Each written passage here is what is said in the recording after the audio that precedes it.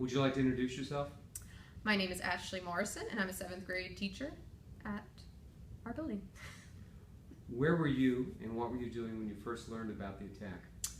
I was a junior in high school at Ursuline Academy, and I was sitting in,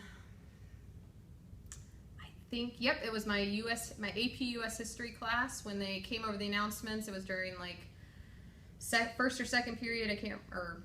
We had a weird schedule there, but anyway, like my first or second class of the day, and they came over the announcements and they said 2 planes have hit or a plane, I can't remember if they said 1 or 2, has hit the World Trade Center towers, and that was pretty much like the entirety of the announcement.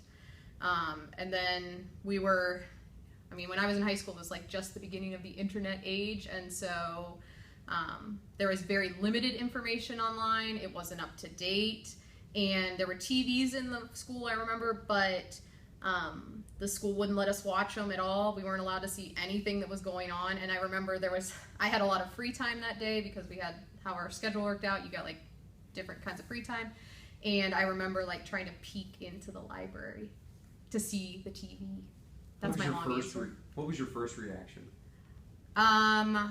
Confusion. Didn't really understand what was going on. And your later reaction? A lot of sadness. Probably one of the first and only events in my life where I did a lot of crying, even though I didn't know necessarily anybody lost in the attacks. I didn't know anybody in New York necessarily. I remember we had an assembly at school, and it was very intense. So would you call that a community memorial? That would be the closest thing to a memorial. So they brought us